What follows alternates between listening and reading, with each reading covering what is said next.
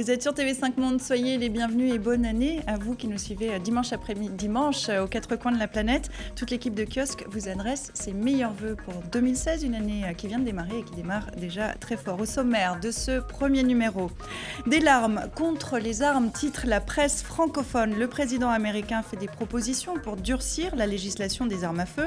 Barack Obama n'a pas caché son émotion. Alors, larmes de crocodile, pétard mouillé, sa tâche, on le sait, s'annonce difficile pour sa dernière année de mandat, est elle-même impossible.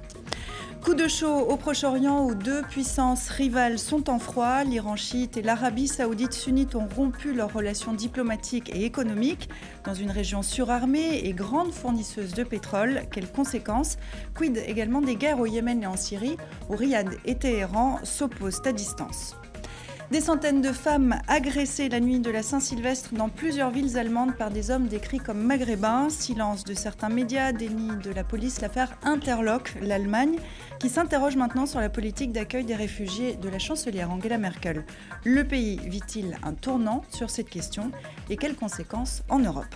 Et puis nous commencerons cette émission par la semaine de commémoration en France, un an après les attaques contre Charlie Hebdo et une épicerie cachère, hommage populaire tout à l'heure, dédié aux 149 personnes tuées par des djihadistes en 2015. Mais d'abord, voici nos kiosqueurs. Marie-Roger Biloa, directrice du groupe Africa International, magazine panafricain francophone créé à la fin des années 50 au Sénégal. Précision, vous êtes également germaniste. Simone Zeguidour, éditorialiste à TV5 Monde pendant 25 ans, grand reporter, notamment au Moyen-Orient pour de nombreuses publications.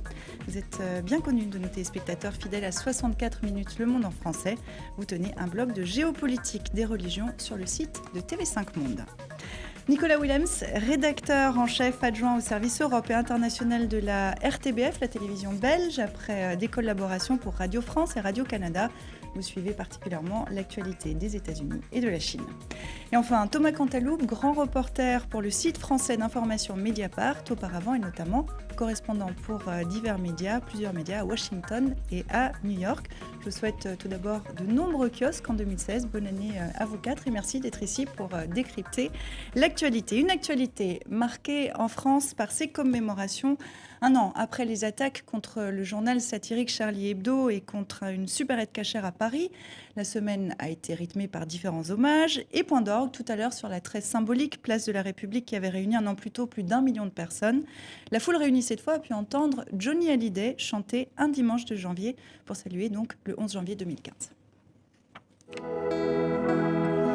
Pour apaiser la peine de tout un pays soulevé, nous étions venus sans peur et sans haine ce dimanche de janvier pour garder en mémoire nos héros d'encre et de papier. Nous étions restés debout jusqu'au soir, ce dimanche de janvier. Johnny, il était l'une des cibles récurrentes des dessinateurs de Charlie Hebdo. Sa présence a d'ailleurs fait grincer quelques dents chez les proches des dessinateurs tués.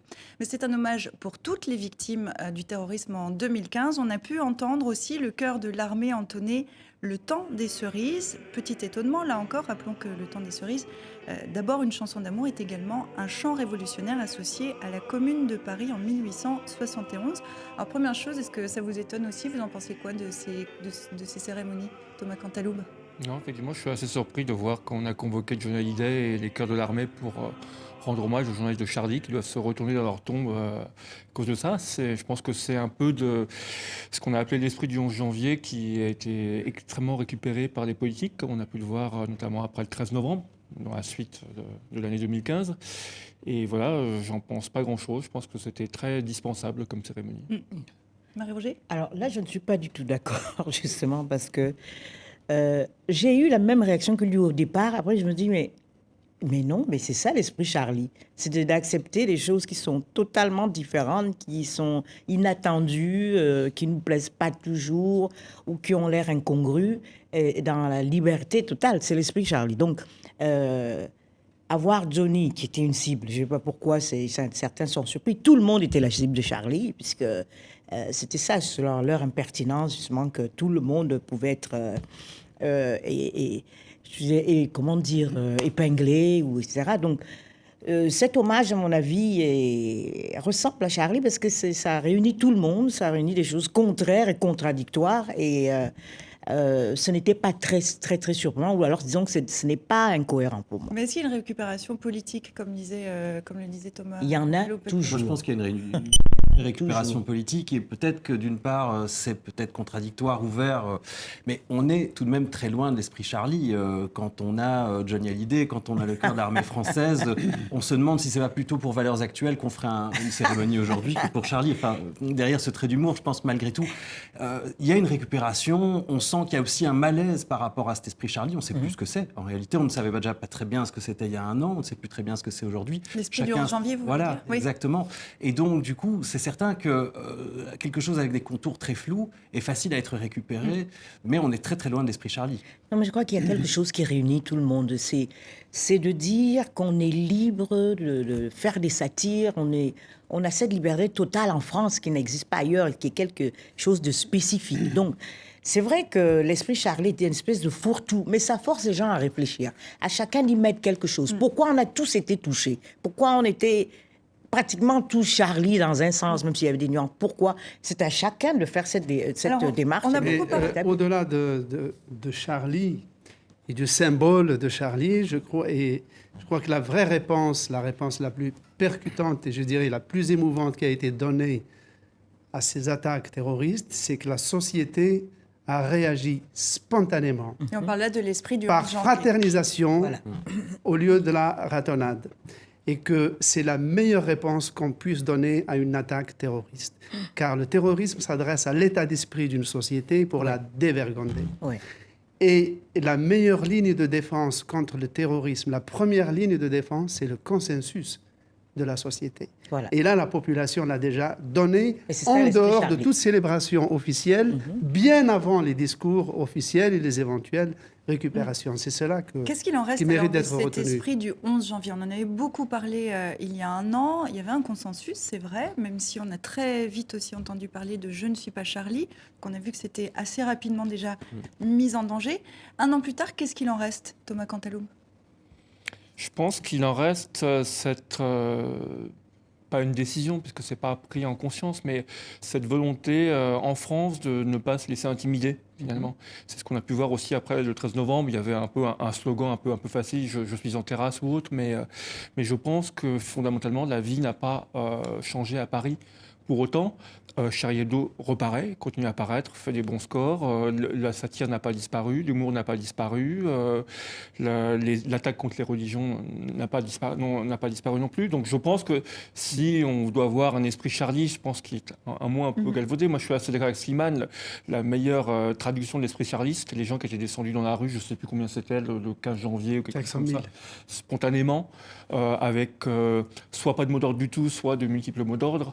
Et aujourd'hui, c'est peut-être ce qu'on peut en garder, c'est la résilience finalement quelque part qui est la meilleure réponse à donner au On va la montrer, au cette terrorisme. une dont vous parliez, parce que donc Charlie continue en effet à sortir des numéros. Numéro spécial, un an après l'attaque contre sa rédaction. Ce numéro où on voit en une un dieu armé d'une Kalachnikov sous sang. Un an après, l'assassin court toujours, tiré à plus d'un million d'exemplaires. Le 11 janvier, pareil, vous partagez cette analyse, Marie-Roger? Assez d'accord, surtout la récupération politique. Donc, quand on dit on est Charlie, ce côté spontané des Français qui sont sortis et qui ont manifesté un peu leur attachement à certaines valeurs, on voit que ça a été dévoyé quand même par les politiques, par des mesures qui sont quand même très suspectes. Bon, je ne vais pas revenir sur l'état d'urgence, il y a pour compte, machin. Mais cette histoire d'échéance de la nationalité, de ceux qui auraient une double nationalité, qui seraient nés ailleurs, etc. Ça, c'est quelque chose d'extrêmement dangereux parce que l'une des causes, hein, je dirais, du décrochage de certains jeunes, c'est parce qu'ils ne se sentent pas français. Ils croyaient être français, ils réalisent qu'on pense qu'ils ne le sont pas. Donc ça Et a que soulevé, si on met le doigt là-dessus, c'est... Marie-Roger, ça a aussi soulevé des problèmes dans la société Oui, mais française. justement, ça va dans le mauvais sens. Comment ça va se traduire? Est-ce que les attaques contre Charlie, contre la supérette cachère, est-ce que ces attaques de janvier, il y a un an, rentreront dans les livres d'histoire, d'après vous? Je pense que oui, ce sera un tournant dans l'histoire de France. Et c'est vrai qu'il y a un an, on ignorait aussi le fait qu'on devait s'attendre à d'autres attaques. Parce que, voilà, aujourd'hui, on est un an après Charlie, on est aussi 2 mois après le 13 novembre. Et dans l'esprit des gens, beaucoup de choses ont changé. Et je pense aussi que c'est depuis le 13 novembre qu'il y a eu aussi ce revirement et ce genre d'attitude de la part du pouvoir politique. Peut-être l'année 2015. Voilà, l'année 2015. Et on dit toujours que l'année Oui, 15, dans un siècle, est un tournant dans l'histoire. Et c'est vrai. Ah oui, 1915, la guerre. Dans les manuels d'histoire, je ne sais pas quelle place ça aura, ça figurera certainement. Mais il faut rappeler quand même que la France est, de tous les pays européens, celui qui a la plus longue, la plus douloureuse histoire avec le terrorisme. Le premier attentat terroriste, je ne vais pas vous faire un cours d'histoire, je vous rassure, c'est en 1800 lorsque Napoléon doit aller à l'Opéra de Paris pour assister à une pièce de théâtre, et on piège un chariot à côté de l'entrée de l'opéra pour qu'il explose au moment où il arrive. Donc nous avons connu en France c'est pas un du terrorisme terrorisme, c'est des nihiliste. attentats politiques. Oui, mais on a connu On un essaie terrorisme. d'assassiner un président, On a connu c'est un ça. terrorisme anarchiste. On a tué des chefs d'État à Marseille dans les années 20. On a connu un terrorisme d'extrême gauche, Action directe, d'extrême droite, l'OS, et on a connu le terrorisme pendant la guerre d'Algérie. Donc, il y a une très longue tradition du terrorisme et donc une tradition de résilience et de résistance à ce terrorisme. Donc dans les livres en d'histoire France. ou pas, d'un mot? Dans les livres d'histoire, D'un mot. Oui, non? bon, ça figurera, mais certainement. Mais je veux dire, on a une mémoire historique très lourde et donc qui permet de mieux encaisser et de réagir comme la société française réagit à chaque fois. La fraternisation contre la fracture et la haine. Et nous verrons bien sûr si 2015 a ouvert une nouvelle séquence aussi en France. Ça, on aura toute l'année pour en discuter. Je vous propose maintenant qu'on traverse l'Atlantique. On peut être l'homme le plus puissant de la planète et être en pleine possession de ses glandes lacrymales.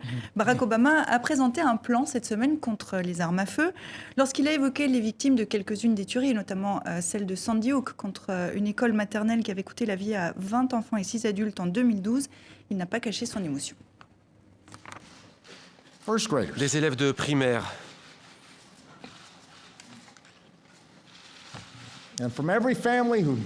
Ces familles n'auraient jamais imaginé que leur bien-aimé serait arraché de nos vies par la balle d'une arme à feu.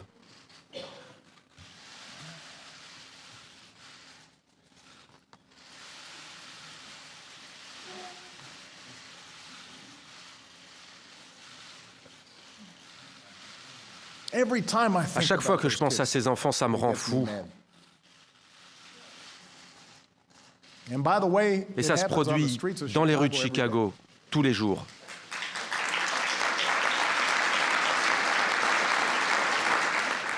Alors Obama qui pleure, ça fait toujours les titres de la presse, mais il n'en est pas à ses premières larmes en public. Loin de là, le président des États-Unis pleure presque chaque année devant les objectifs. Et plus le temps passe, plus il pleure, semble-t-il. Certains auraient tendance à dire qu'il s'agit de larmes de crocodile.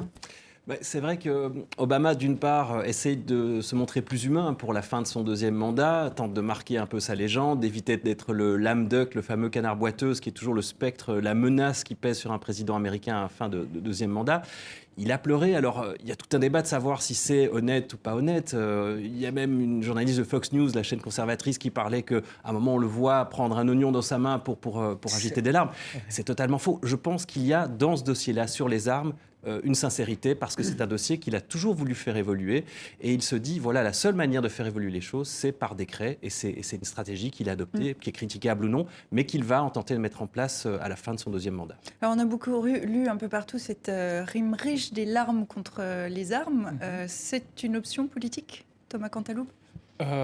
Oui, je pense que D'abord, pour compléter ce que disait Nicolas, il y a une grande tradition des larmes aux États-Unis. Elles venaient très facilement à Bill Clinton. Je crois que George W. Bush a pleuré quelques fois. Il y avait le leader de la Chambre des représentants qui est récemment parti, une figure peu connue en France, mais John Boehner, qui pleurait sans arrêt. Ouais. Donc voilà, c'est une tradition, sans parler par toutes les confessions télévisuelles, des télévangélistes repentis, des acteurs, etc. C'est une certaine habitude aux États-Unis. Venant de la part d'Obama, c'est effectivement, même si ça lui est déjà arrivé, c'est plus surprenant parce qu'on lui a toujours reproché son côté un peu austère, professoral, froid. Et là, effectivement, moi je veux y voir un symbole qui est le symbole d'Obama qui se heurte à un mur, qui est la législation sur les armes, qu'il a essayé à plusieurs fois d'essayer de secouer le Congrès, parce que tout doit passer par le Congrès, et il n'y arrive pas. Et là, je pense qu'il y a une authentique sincérité. En tant que président, effectivement, il a été régulièrement mis au courant. Il doit faire des hommages. Et là, Sandy Hook, c'était des enfants qui étaient morts. Il y a depuis 2-3 ans, je n'ai pas regardé les chiffres précis, mais il y a une recrudescence des tueries de masse, même si elles ont toujours existé. Et voilà, et moi, je sais qu'en tant qu'ancien correspondant aux États-Unis, c'est une des choses qui me désespère de plus sur ce pays que j'aime beaucoup, qui est l'incapacité de la classe politique américaine, en particulier du Congrès, d'agir sur ce point-là, et il laisse les tueries se On va perpétuer. revenir sur ces propositions, sur le blocage qu'on connaît aux États-Unis, mais juste sur cette histoire d'image, parce qu'on sait que Barack Obama contrôle son image, ça lui a été reproché d'ailleurs, notamment par les photographes à la Maison-Blanche, etc. Est-ce qu'on ne peut pas quand même imaginer que derrière ces larmes, il y a un calcul politique, Slimane ? Il y a peut-être un calcul, mais même d'instinct, je dirais, il a 2 registres. Il a un registre quand il s'adresse sur des dossiers, à l'opinion, sur des dossiers internationaux. Il est solennel, même physiquement, il est plus raide, il est solennel, il est grave, il peut être même menaçant. Mais quand il s'adresse à ses propres compatriotes sur des enjeux américains et intérieurs, là, en tant que président, il connaît très bien ses limites. Il se heurte à chaque fois aux limites de son propre pouvoir, comme le disait Thomas. Tout président qu'il soit, il ne peut pas dépasser certaines limites. Donc il se heurte aux limites de son pouvoir. Et c'est là que le registre de l'émotion peut apparaître pour faire bouger les lignes, au moins sur le plan affectif. C'est pour ça que moi, je crois que ces larmes sont réellement sincères. Mais est-ce qu'il n'apparaît pas comme faible, en fait ? Alors, c'est toujours ça le problème, c'est que je ne sais pas si ça va convaincre finalement les convaincus. C'est-à-dire que les gens qui sont convaincus et qui soutiennent Obama vont être encore rassurés dans ce point de vue. Mais on constate que chaque fois qu'Obama tente de parler des armes, il y a une augmentation des ventes d'armes. La presse américaine le soulignait encore cette semaine. Et donc les républicains, les pro-armes, généralement, ne font qu'être rassurés, renforcés dans leur position et trouvent qu'Obama prend une attitude qui est très limite par rapport à la Constitution. Il est bloqué, mais vu sous l'angle conservateur. Il y a des analyses dans la presse conservatrice américaine qui disaient, imaginez un président républicain qui déciderait par décret d'interdire le mariage homosexuel, d'interdire l'avortement, ça choquerait la gauche américaine. Et c'est vrai aussi que là, il y a un véritable débat qui est très compliqué de la part du président américain. Est-ce qu'il peut avancer ? S'il doit avancer, il doit en effet agir par décret, ce qui peut être critiquable aussi. Donc on voit sa sensibilité à cette thématique. Pourquoi ce thème des armes lui est si cher ? Je pense qu'il tout simplement, il constate que il y a tuerie après tuerie et que rien n'est fait. Et c'est absolument désespérant de voir des dizaines de milliers de morts par arme à feu, 30 000 morts par arme à feu aux États-Unis, dont il ne faut pas oublier, il y a un facteur très important, c'est qu'Obama vient de Chicago. Et Chicago est une des villes où il y a le plus de meurtres par arme à feu et de meurtres de gamins dans les quartiers du South Side de Chicago. Il y a énormément de jeunes qui meurent comme ça. Moi, j'ai un très bon ami photographe à Chicago qui me raconte que tous les lundis, on fait le bilan de ce qui s'est passé le week-end et ça se chiffre à chaque fois en dizaines de morts. Et ces 10 dernières années, 350 000 Américains ont été tués par arme à feu aux États-Unis. C'est un bilan digne de l'Afghanistan ou d'un pays du tiers-monde en guerre. 350 000 en 10 ans. Alors, il y a un exemple dans le monde où on a renoncé aux armes, on l'oublie parfois, mais c'est l'Australie.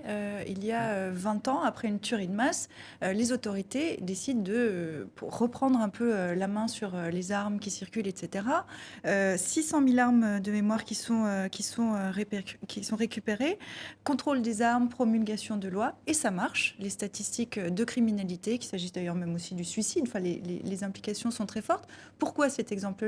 n'est pas entendu aux États-Unis. Il y a un mais exemple parce- qui existe. Mais parce que tout le reste, en France, on n'a pas d'armes non plus. Les gens ne se tuent pas dans la rue, en Allemagne, partout. Il n'y a que les États-Unis, pratiquement, qui Oui, mais sont là, dans il cette y a situation. un pays un peu comparable pour dire Mais il y a les le choses. deuxième Mais oui, amendement. l'Amérique du mais Sud. l'Europe est comparable aussi. Les États-Unis, c'est très spécifique. Et dans le discours qu'il fait, Obama, il a renoué avec son éloquence, son éloquence habituelle. Il a fait un discours extrêmement intéressant, précis, pointu, en même temps très, très offensif. Il rappelle quand même le rôle des lobbies et de la NRA. Ça, c'est quelque chose de très puissant aux États-Unis, qu'il n'y a peut-être pas ailleurs, et qui fait qu'il a des ramifications, je n'avais pas parlé aujourd'hui, jusqu'au sein du Prenez votre Congrès, n'est-ce pas? Et là, il y a des intérêts économiques aussi, parce que quand ils parlent, les gens de droite, là, conservateurs, qui parlent, est-ce qu'on peut abolir l'avortement par décret, etc. C'est quand même pas la même chose. Ça, c'est vraiment des questions de mœurs. Il y a aussi de la tradition et de la culture dans cette histoire d'armes, mais il y a surtout le lobby qui gagne des milliards et des milliards et qu'Obama a indexé. Il leur a dit, avec tout l'argent que vous gagnez sur les Américains qui meurent tous les ans du fait de cette prolifération d'armes à feu, vous pourriez faire des efforts déjà pour rendre les armes moins offensives et aussi penser à votre devoir de citoyen. Vous êtes aussi des citoyens, vous n'êtes pas que des commerçants. Mais il y a le Donc, problème du deuxième amendement qui est tout de même malgré tout extrêmement important au cœur des Américains. Et c'est pour ça qu'Obama a une fenêtre de tir, disons-le comme ça, très très limitée, parce qu'il ne fait que contrôler la vente d'armes, c'est-à-dire les antécédents Voilà. psychiatriques C'est et ça. judiciaires. C'est quand même pas très énorme. ambitieux. C'est pas énorme. C'est même pas très Voilà. ambitieux. Il ne dit pas on arrête de vendre les armes. Mm. Il dit on vérifie seulement, on fait background check, on vérifie un peu les gens qui. Et ce qui est drôle, c'est à qu'à qui- côté de ça, on constate que depuis Sandy Hook, les ventes d'armes ont véritablement augmenté aux États-Unis et qu'il y a une partie de la société américaine qui reste très attachée à cette arme. Un exemple tout simple, le 1er janvier, il y a une chaîne de téléachat, Gun TV, qui a été lancée aux États-Unis, où on peut commander par Internet ou par téléphone les armes. Alors, la seule différence d'une chaîne de téléachat classique, c'est que les gens devront aller chez leur marchand, chez disons, le revendeur le plus proche, chercher leur petit paquet cadeau. Mais donc, c'est quand même un peu étonnant, vu d'Europe, mais dans l'esprit des Américains, c'est quelque chose qui nous choque. Eh bien, qui continue à s'entretuer, on n'y peut rien. Qu'est-ce que vous voulez Vous l'évoquiez, Marie-Roger, vous parliez de la NRA, qui est le lobby pour les armes, Oui. qui soutient les armes. Est-ce qu'aujourd'hui, il n'y a pas quand même, malgré tout, d'autres associations qui commencent à se faire entendre et qui commencent à peut-être être un contrepoids à la NRA? Je pense que c'est très lent, ça arrive un peu. Il y a le maire Michael Bloomberg, l'ancien maire de New York, qui a monté une campagne contre les armes. Il y a ce qu'on sait moins, y compris les Américains le savent très peu, c'est qu'il y a aussi une association de shérifs et de policiers qui, eux, voient directement les dégâts et se sont menacés par les gens qui possèdent des armes, qui commencent un peu un lent travail de terrain. Et donc, ce qu'on commence à voir aux États-Unis, c'est effectivement une fracture entre les parties rurales des États-Unis qui restent très accrochées aux armes et à pouvoir les porter à toutes les conditions, et une Amérique urbaine, plus multiculturelle, qui commence à dire non aux armes parce que eux envoient les dégâts directement. Et voilà. Je ne sais pas encore ce que ça fera. C'est un peu dans le même sens que le combat contre la peine de mort, qui progresse tout doucement, année après année, mais ça fait 30 ans que ce combat est mené. Et pour les armes, je pense que c'est un combat de cette durée-là qui attend les Américains. Pour Il y a terminer, aussi oui, le allez-y, fait que Simon. les Américains sont culturellement un peu prisonniers de leur juridisme. Parce que ces fameux amendements de la Constitution font que il faut les amender, les transgresser, comment faire. Et le lobby des armes a évidemment beau jeu d'envoyer à la figure des opposants aux ventes d'armes ces amendements. Et donc la loi américaine, qui est la vraie Bible de l'Amérique, au fond. Alors pour terminer, quels sont les moyens à disposition de Barack Obama? Il n'a pas d'autre choix que de passer en force, il l'a fait déjà sur d'autres thèmes, mais on voit bien quand même malgré tout que c'est le Congrès qui a le pouvoir sur ce sujet-là. Non, parce que c'est ce que disait Nicolas, il peut aménager à la marge les ventes d'armes en rendant plus difficile, en contrôlant les vendeurs qui aient une licence, en contrôlant les antécédents psychiatriques des acheteurs. acteur. Mais Mais on voit que c'est peu de choses quand même aussi. Donc est-ce que, Oui, moi, d'une je certaine suis façon, je assez posais la question pessimiste. tout à l'heure dans le titre, c'est une mission impossible pour Barack Moi, je Obama crois que c'est une mission à court terme impossible parce que si 31 000 Américains tués chaque année, c'est-à-dire c'est 10 fois le nombre des victimes du 11 septembre, chaque année, 10 fois.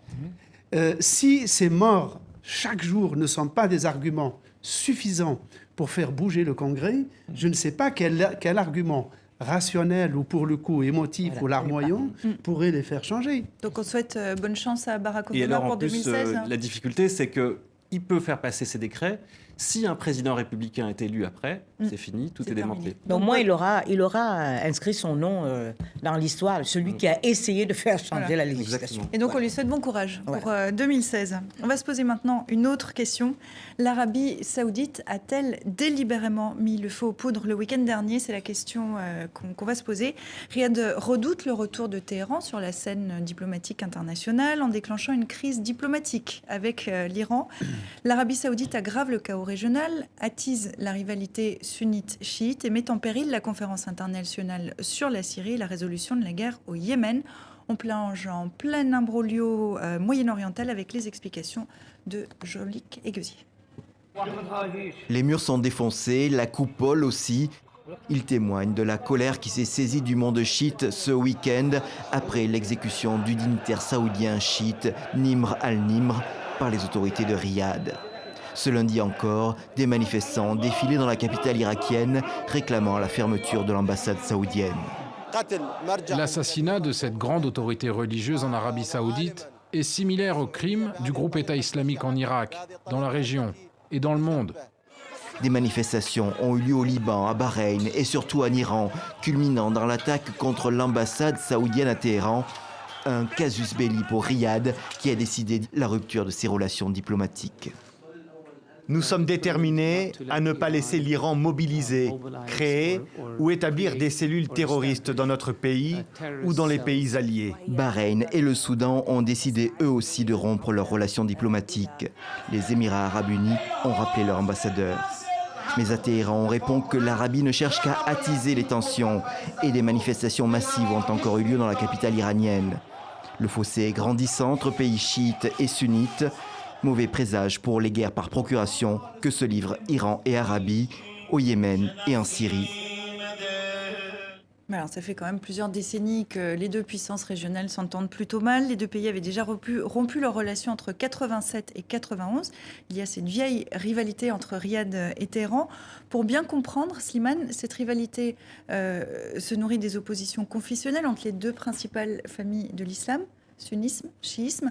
Est-ce que c'est assez pour expliquer ce qui se passe aujourd'hui ou c'est décidément un peu court quand même? Non. C'est pas du tout le vrai mobile de la confrontation.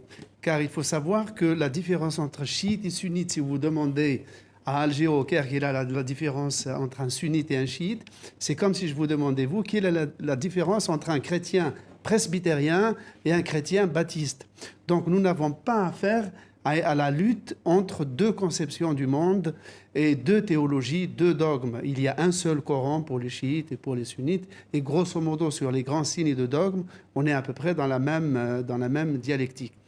La rivalité, elle est une rivalité historique. C'est que sur le Moyen-Orient, il y a l'Iran, avec ses 80 millions d'habitants, qui est au seuil nucléaire, qui vient surtout de réintégrer la communauté internationale. Donc, Après l'accord sur le nucléaire. Donc, si elle réintègre l'échiquier international, de par son propre poids, de par sa propre élite, de son propre potentiel technologique, elle est déjà un acteur, une puissance régionale. Tandis qu'en face, on a l'Arabie saoudite qui abrite les lieux saints de l'islam, ce qui lui donne un surcroît d'influence et de puissance énorme, qui est dédoublé par la puissance du pétrole, mais l'Arabie saoudite a des rivaux sur la scène sunnite, alors que l'Iran n'a pas de rivaux sur la scène chiite. L'Arabie doit compter avec la Turquie, qui est non seulement une puissance sunnite, mais qui est une grande puissance industrielle, qui est membre de l'OTAN, qui est l'héritière de l'Empire ottoman. C'est donc un véritable rival. Il y a l'Égypte qui est à côté. Donc l'Arabie saoudite, d'une certaine manière, est à la recherche de ses propres marques. Car l'Arabie saoudite de papa est finie. On a connu un royaume très prudent. Maintenant, l'Arabie saoudite, pour la première fois de son histoire, est en guerre au Yémen, Et on va y c'est-à-dire à ses revenir. propres portes. Et on va y revenir. Est-ce que, ça c'est aussi quelque chose qu'on a pu lire cette semaine, ou en tout cas on a pu s'interroger là-dessus, est-ce que l'assassinat de ce cher dont on a entendu parler dans le sujet, est-ce que c'est une provocation délibérée de Riyad, Nicolas? En tout cas, ça peut être vraiment perçu par les Iraniens comme une provocation. Voilà, il y a eu tout de même des appels depuis longtemps de certaines associations pour ne pas exécuter le cher. Ça s'est fait, d'autant plus que c'est dans un groupe de 47 personnes qui sont à côté de ça, voilà, plus pointées pour terrorisme. On sent qu'il y a vraiment une provocation. Il y a aussi une jeune génération, voilà, l'Arabie Saoudite de papa, c'est vrai, n'existe plus. Il y a une jeune génération qui prend les commandes du pays, qui est peut-être beaucoup plus agressive, qui est peut-être un peu plus, qui se sent menacée en effet, parce que voilà, le pays sur le plan externe est menacé par l'Iran et par les autres puissances sunnites, mais sur le plan interne, et il faut aussi le souligner, c'est un pays qui économiquement va beaucoup moins bien parce que la chute du prix du pétrole menace naturellement la principale ressource économique. On parle de baisse de subventions Voilà. pour les Et donc il y a Saoudiens aussi qui n'ont un pas agenda interne dans cette décision-là, une volonté de montrer quand ça ne va pas à l'extérieur, quand ça ne va pas économiquement, il faut se montrer fort. Je pense qu'il y a une vraie cause interne. Le roi actuel, ça fait 1 an qu'il a succédé au précédent, est assez faible. L'économie va mal à cause de la chute du prix du pétrole. Il y a l'augmentation du chômage. Il y a une jeunesse qui n'a pas de travail, qui est désœuvrée. Et surtout, le régime ne veut surtout aucune contestation. L'Arabie Saoudite effectivement est fondée sur une alliance entre... Le cher exécuté était un dissident politique. Bien sûr, c'était un dissident politique qui contestait la monarchie absolue et le pouvoir de la famille des Saouds sur l'Arabie Saoudite. Donc, ils sont terrorisés depuis 2011. La crise avec l'Iran, c'est un écran de fumée?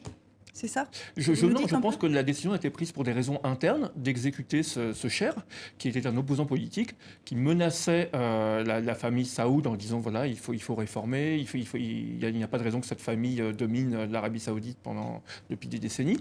Et donc voilà, je pense que la décision est avant tout interne et elle a effectivement des répercussions externes. L'Arabie Saoudite, je pense, l'a fait en connaissance de cause. Aussi, effectivement, pour s'affirmer, il y a un autre facteur qui est l'abandon, entre guillemets, des États-Unis qui, devenant autosuffisants en pétrole, ont de moins en moins besoin de l'Arabie Saoudite. La politique d'Obama sur ces 8 ans, ce qu'on va constater quand il aura fini son mandat à la fin de l'année, c'est que ça a été un grand retrait du Moyen-Orient, à la défaveur de qui? De l'Arabie Saoudite. Marie-Roger ? Je crois que tout ça montre quand même qu'on est, à un tournant. Et c'est peut-être le début de la fin de la puissance de l'Arabie Saoudite. Parce qu'ils ont dominé l'actualité, et je dirais même les rapports géopolitiques pendant maintenant quelques décennies, alors qu'ils ont, disons, dans ce qui est leur philosophie, leur vision du monde, c'est un pays extrêmement rétrograde et qu'ils ont nettement moins d'atouts que l'Iran qui s'est réveillé. On a décrit pourquoi c'est une récession et un déclin sur le plan intérieur et même sur le plan économique. Et que là, ce qu'ils tiennent, alors leur atout majeur, c'est que ça reste, ils abritent les lieux saints de l'islam. C'est pour ça que vous avez des pays comme le Sénégal, la Somalie, je ne sais pas, il y a une bonne dizaine de pays africains qui se sont ralliés derrière l'Arabie Saoudite pour soutenir ce pays dans son conflit, son bras de fer avec l'Iran, pour cette raison-là, parce qu'ils ont encore des moyens, bien sûr, mais surtout aussi cette histoire de lieu saint de l'islam, on se dit, on ne peut pas le laisser en rade, c'est ce qu'a dit d'ailleurs le président sénégalais. Mais je crois que dans quelques années, ils seront plus que l'ombre d'eux-mêmes, parce qu'ils n'ont pas réussi à évoluer sur le plan intérieur et qu'ils restent rétrogrades, comme j'ai dit, et ça les condamne à long terme. Alors, le grand risque que prennent les Saoudiens, c'est qu'il y a un proverbe kabyle qui dit « Quand on a de la paille dans le ventre, on ne s'approche pas trop du feu ». Ouais. Or, le problème, c'est que ces pays arabes du Golfe ont de très fortes minorités chiites à l'intérieur de leur propre pays. Donc, surfer sur la rivalité supposée entre chiites et sunnites, c'est s'inscrire dans une logique de guerre civile interne, puisque les ressortissants chiites, qui sont 15% en Arabie Saoudite, 70% au Bahreïn à côté, mais il y a de très fortes minorités chiites au Koweït, il y a même aux Émirats, bref, en Irak, en Syrie, au Liban, au Yémen. Donc jouer sur la carte de la rivalité chiite-sunnite, l'exacerber, l'amplifier, c'est jouer sur un affaiblissement interne, sur la guerre civile. C'est le grand risque que prennent ces pays arabes du Golfe. Sans oublier justement aussi, parce que quand on parle de côté rétrograde, bien sûr, sur les mœurs, mais aussi c'est quand même le pyromane qui joue les pompiers. Ils ont beaucoup soutenu le terrorisme, il faut le dire, il faut jamais... Exactement. Ouais. Voilà, donc c'est pas... je crois Il qu'à long y a un terme. autre aspect qui est important aussi, puisque cette région, on le voit, est en ébullition en permanence, mais peut-être que là, il y a une crispation supplémentaire encore. Il y a une guerre en Syrie, il y a une guerre au Yémen. L'Arabie saoudite est impliquée très fortement dans la guerre au Yémen, une guerre ruineuse, une guerre inutile qui ne mène à rien. Normalement, des pourparlers de paix devaient reprendre mi-janvier. Qu'est-ce qui va se passer pour le Yémen? Quelles conséquences de cette crise entre l'Arabie saoudite, l'Iran, mais le reste de la région aussi? Quelles conséquences sur le Yémen? Je pense que pour le Yémen, ça ne va pas fondamentalement changer, puisque l'Arabie saoudite, avec quelques alliés du Golfe, continue à mener une guerre assez irresponsable sur place, qui n'intéresse personne finalement. Oui. Voilà, je pense que le gros risque, entre guillemets, c'est pour la Syrie, puisque c'est ce qui c'est une forme d'alliance comprenant l'Iran, l'Arabie saoudite, les États-Unis, la France, la Russie, d'essayer de faire en sorte de solutionner, disons, la crise syrienne pour aller vite. Et là, elle est sérieusement remise en cause et les diplomates le disent. Moi, j'ai discuté avec quelques-uns la semaine dernière. Voilà, on prend 6 mois dans la vue, voire 1 an dans la vue, parce que les Iraniens et les Saoudiens ne vont plus vouloir s'asseoir à la même table. Alors l'ONU vient d'annoncer maintenant que toutes les discussions autour de la Syrie ne sont pas compromises. Position de l'ONU qui vient de tomber. Il y a un autre aspect aussi concernant l'Arabie saoudite, c'est que c'est un grand lobbyiste et ça pose des questions en Belgique notamment. Oui, en fait, il y a notamment un article du Soir qui disait l'Arabie saoudite, cet allié dont on a honte, parce que, voilà, on sait très bien qu'on fait tous du business avec l'Arabie saoudite, et notamment les armes. Il y a tout un débat en Belgique sur les ventes d'armes à l'Arabie saoudite. Et donc, pour résumer, la région wallonne vend beaucoup plus d'armes que la Flandre à l'Arabie saoudite, parce qu'il y a une de nombreuses entreprises d'armement. Et naturellement, ça a viré au débat communautaire en Belgique, où le ministre-président flamand a dit, eh bien, nous venons juste d'annuler un contrat d'armement avec l'Arabie saoudite, en jetant un regard en wallon, en disant, mais faites la même chose, sauf que ça représente beaucoup d'argent, ça représente des emplois. Et puis alors, il y a tout un débat aussi sur un contrat qui a été signé pour des pièces de tourelles de chars qui sont en fait exportées vers une entreprise canadienne et revendues ensuite à l'Arabie saoudite. Et là, à ce moment-là, le contrat dit non, ça n'est pas pris en compte dans les exportations wallonnes. Donc on se rend compte qu'ici, en Belgique, il y a énormément d'appels qui sont lancés notamment par Amnesty International pour tenter de contrecarrer, de juguler, disons, ces ventes d'armes. À côté de ça, c'est toujours le même débat, l'emploi, les ressources du côté wallon. Alors la Flandre aussi, c'est plus facile de son côté, elle vend moins d'armes, mais elle vend aussi des composants qui sont exportés vers l'Arabie saoudite, et ça peut être très bien pour des fins civiles ou militaires. Mais en tout cas, voilà, le communautaire belge a repris aussi le dessus là-dessus. Je vais rebondir sur l'exemple belge, puisqu'au Canada, cette semaine, le gouvernement de Justin Trudeau s'est retrouvé sous le feu des critiques des défenseurs des droits de l'homme. Le ministre des Affaires étrangères a dû justifier vendredi un important contrat de vente d'armement à l'Arabie saoudite. Eh bien, c'est pour ces chars en 13 milliards de dollars et on parle bien de la même chose. Pour terminer sur ce thème, il y a une question qu'on peut se poser aussi, c'est à quel point ce refroidissement dans les relations entre ces deux puissances régionales peut devenir un conflit régional, un conflit plus ouvert. Est-ce que c'est un risque ou pas, Marie-Roger? Moi, je vois un des aspects ou une des conséquences de tout le remue-ménage qui a été mis en branle au Moyen-Orient maintenant par la politique de Bush, peut-être un peu plus tôt. Et voilà, tout est en train de se recomposer. Et ça, c'est un épisode. Et ça, je pense que c'est un des moteurs, un des facteurs assez puissants pour tous les changements qui sont en train de se produire. La Syrie, on ne sait pas ce qu'elle va devenir. Les cartes vont se redécouper même de manière géographique. Et je crois pas que c'est peut-être pas central, mais c'est très important comme un des facteurs du changement. Troisième guerre du Golfe, Slimane? Non, je ne crois pas. Vous savez, ce que m'a appris le Moyen-Orient à force d'y avoir été, c'est j'ai appris à faire la distinction entre la météo et le climat. La météo, ce sont les attentats qu'il y a chaque jour, les discours, la guerre verbale, les échauffourées, etc. Le climat, ce sont les constantes. Et les constantes au Moyen-Orient, c'est que si on prend le climat du Moyen-Orient, c'est que l'Iran ne se comporte pas comme une république islamique chiite. L'Iran est mu par le vieux nationalisme persan. Il y a 2500 ans, déjà, sous Cyrus, il y avait cette volonté de la Perse d'aller vers la Méditerranée. À ceci près qu'il y a 2500 ans, l'allié de la Perse au Moyen-Orient, c'était les Juifs. Aujourd'hui, ce sont les Libanais chiites. Mais il y a la même constance d'aller vers l'ouest, vers la Méditerranée.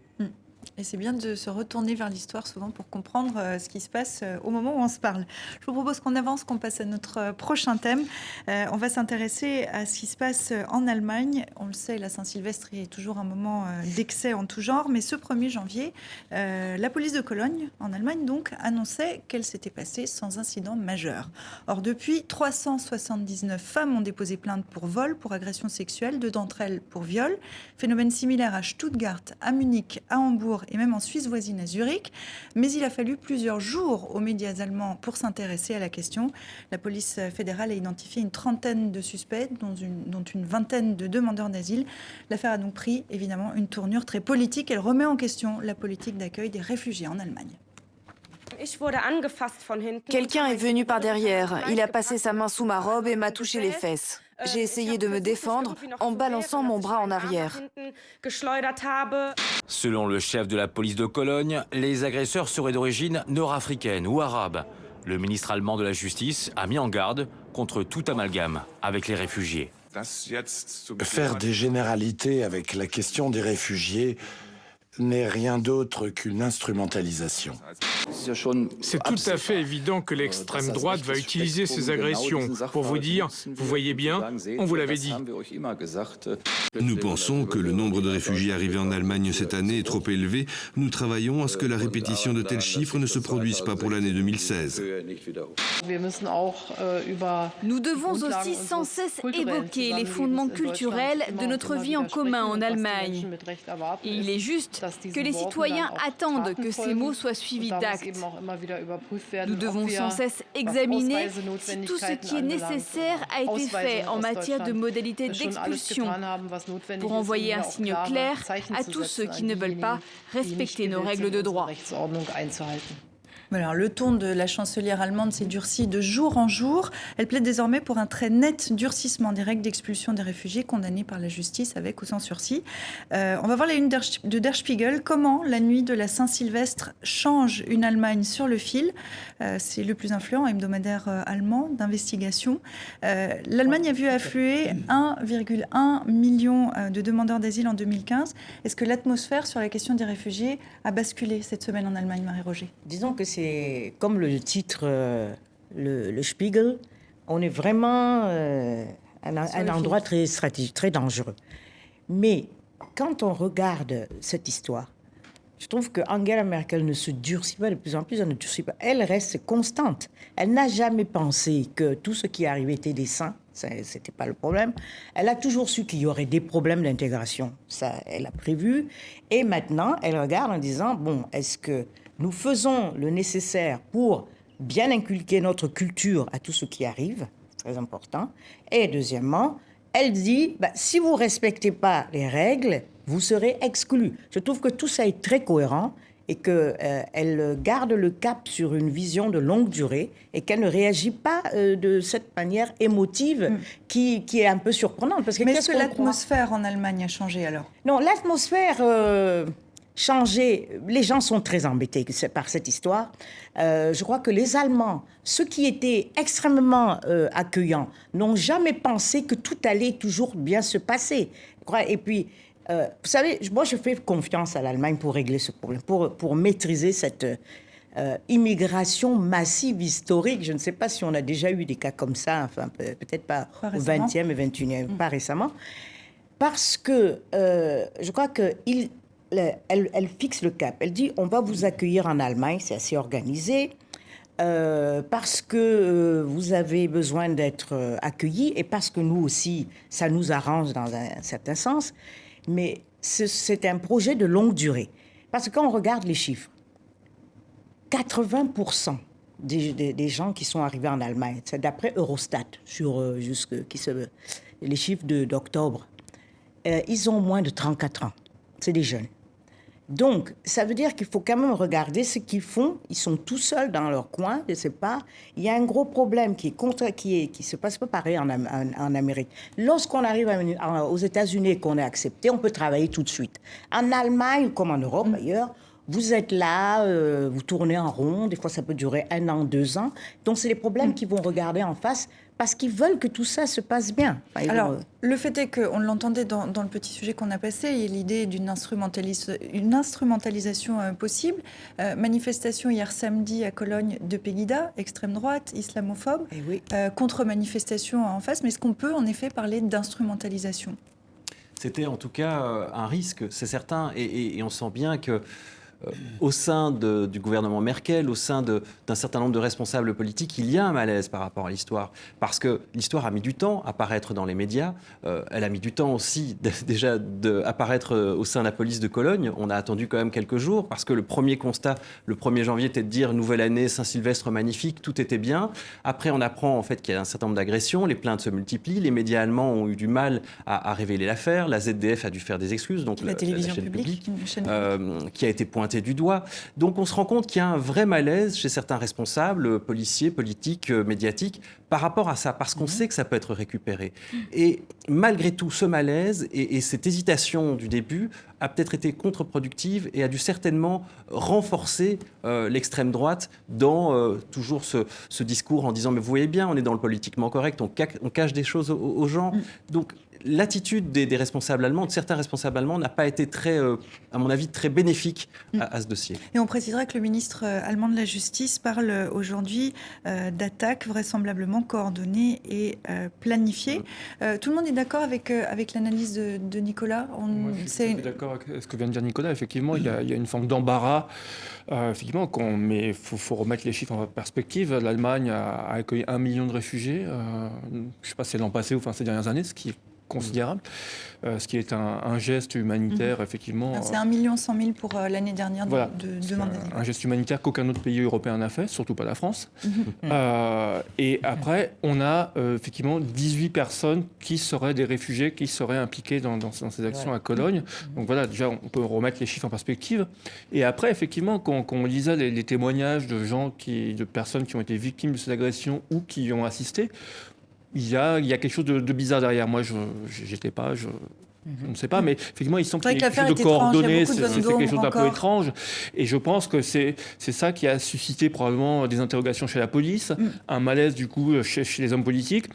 Et effectivement, tous les hommes politiques, toute la police savait d'emblée que les gens qui s'opposent à la venue des réfugiés, qu'ils soient d'extrême droite ou plus largement qui n'ont pas envie d'accueillir des réfugiés, allaient s'emparer de cette histoire pour les montrer du doigt, en faisant fi des chiffres, en faisant fi de toutes les histoires qui par ailleurs se passent très bien, parce que effectivement, c'est ce que disait Marie-Pierre, l'Allemagne a déployé des trésors de ressources et c'est une mise en place extrêmement pointue pour bien accueillir des réfugiés, justement. Et ça a posé aussi la question de l'intégration de ces réfugiés qui arrivent. On peut prendre l'exemple de la Norvège qui a mis en place un programme à destination des migrants de sexe masculin.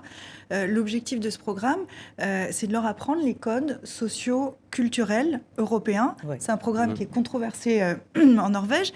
Mais la question se pose, est-ce qu'il faut former ces nouveaux arrivants aux caractéristiques de la société qui C'est un débat qui se pose en Belgique, en tout cas, parce que Theo Franken, donc, qui est le secrétaire d'État à l'asile et à la migration en Belgique, nationaliste flamand, plutôt à droite sur les questions de migration, a dit mais il faut absolument s'inspirer de l'exemple norvégien. Et donc lui aussi a lancé maintenant ce programme d'apprentissage du respect de la femme aux migrants. Alors ça a suscité une levée de bouclier de certains responsables politiques de l'opposition, du côté socialiste notamment, certaines associations de défense des droits de l'homme. Certains ont aussi dit mais alors on pourrait peut-être donner aussi des cours à tous les hommes, parce que c'est vrai qu'il y a parfois un manque de respect.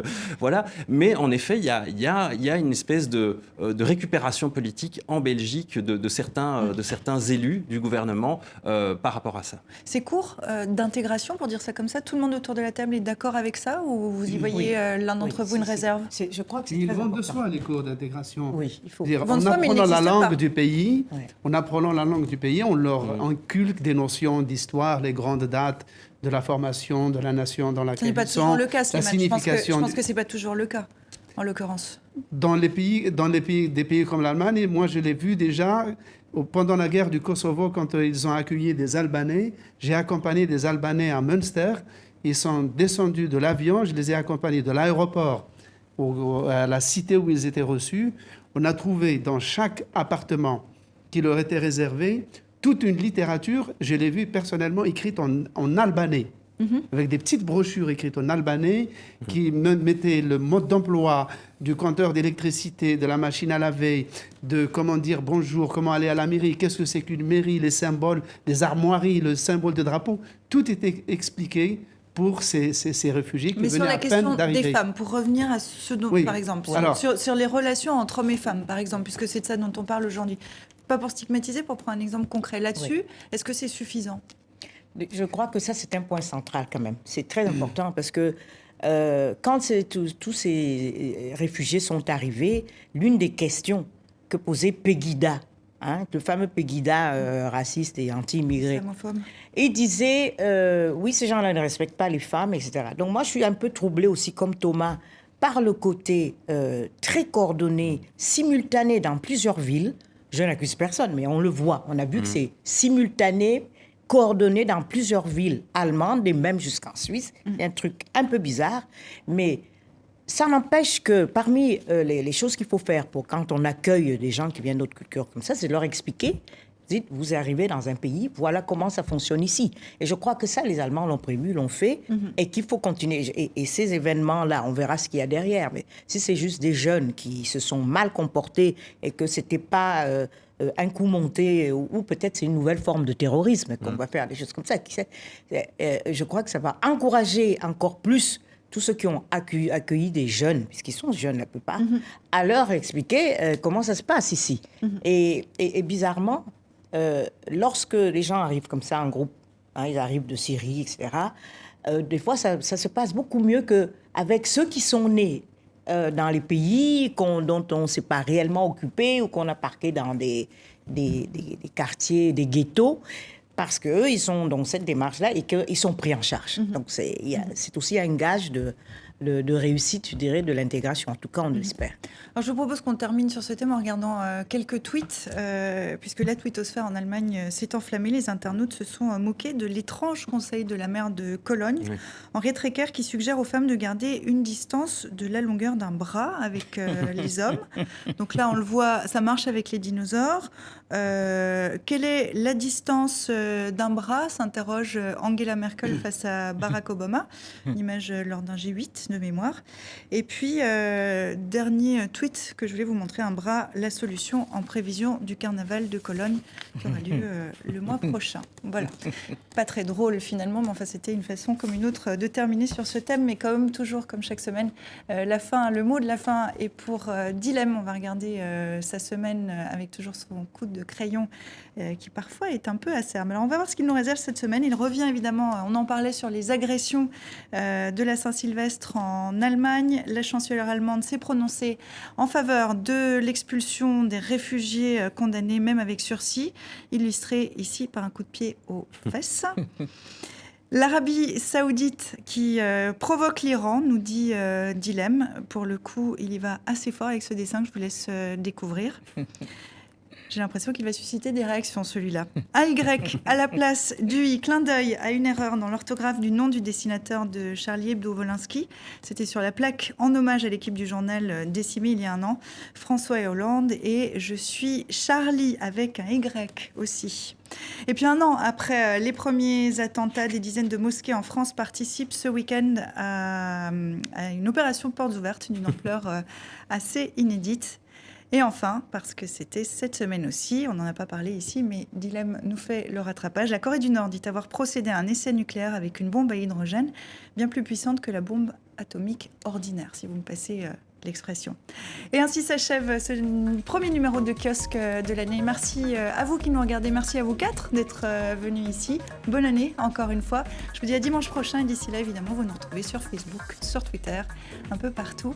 Excellente fin de journée à vous et excellente suite de programme sur TV5 Monde.